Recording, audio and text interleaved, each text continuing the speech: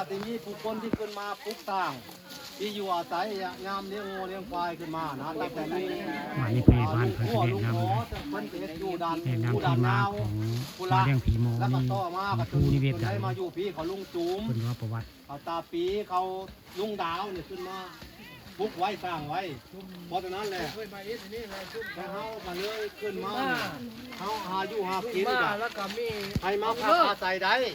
บัดนี้สมมติว่ามีไฟมีอย่างนะเฮาเบิ่งน้ำเดียวซอยเดียวซอยกันอนุรักษ์ไว้ไงประเพณีซอยกันอนุรักษ์เพราะว่าป่าไม้กับป่ามังถ้าเกิดว่าพี่น้องเฮายังมีความแข็งแรงน่ะป่าไม้บ่กล้ามังผมบอกเลยว่าบ่กล้ามัง ผมมาตะกี้ เพราะว่ามันสิพิษ ผมไม่ได้ตะกี้ตะเก้าอยู่นี่นั่นแหละค่อยมังเอาได้อยู่บ่มังเอาได้บ่ มังบ่ได้คือเอาไว้อย่างนั้นไง ให้คนมาใช้ จะเอามังไปเนาะตาผม คนมาใช้มาอาศัยสมมติว่าเพิ่มมากกับมาเห็นไฟที่ไม้แล้วเนาะก็รักษาไว้นะซอยกันเบิ่งถือว่าเป็นสมบัติของในบ้านเฮาได้ในตำบลนะบัดนี้สมมติว่ามีการเทพังจำรุดเด็กผู้ใหญ่ต้องกองงูหรือนาตาลนู่นนี่ก็ตามมาอยู่ขอความช่วยเหลือเพิ่น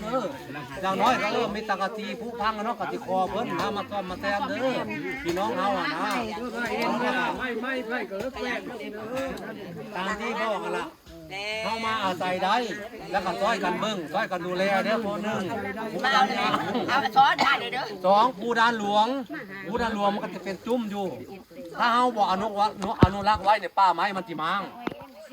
เดี๋ยวผมจะไปเขียนประวัติไว้ถ้าเกิดว่ามันผมบอกเขียนประวัติไว้ในป่าไม้มันมังไปเลยมังเอาไงตอนนี้ว่าเราอนุรักษ์ไว้คนที่มาอาศัยหาเก็บหากินในตำนานนักสู้ให้มาอยู่ให้มาพักอาศัยบ่ให้มังนายจูมกายศาสตร์เวลาที่ผู้ใหญ่ไปขึ้นศาลไปขึ้นอะไรไปขึ้นน้ำเดียวได้ไปขึ้นมดได้บ่แม่นได้เอาผู้ใหญ่ไปโลดได้ ไปกับผู้ใหญ่ เพราะว่าผู้ใหญ่เป็นคนด่า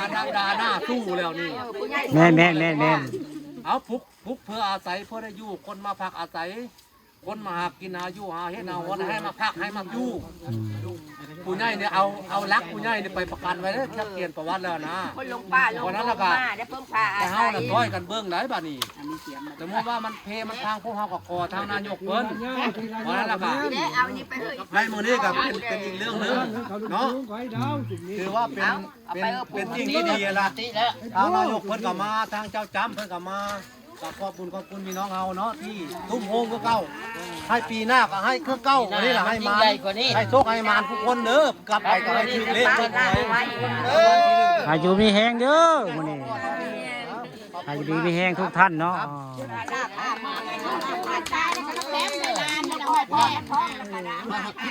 ของหน้าที่เพิ่นกินแล้วก็กินเด้อกินได้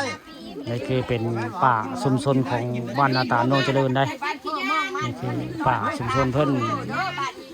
มีถักงัวถักควายได้ เมื่อก็ให้บอกเลยบอกเลขบอกให้ได้บอกให้เรื่อง เมื่ออยู่มาเบาะเลขเขาเลยก็มาเมื่อเบาะเลขเขา ทั้งผู้ใหญ่บ้านทั้งผู้ช่วยได้มานี่ทางนายกได้มาเป็นนักทานพยานมาเลี้ยงผีประจำปีของไทยบ้านนาตาลได้เลี้ยงทุกปีได้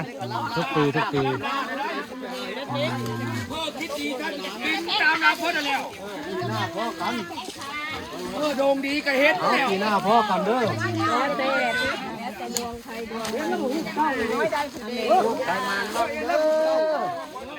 นี่หุ้นเก้านี่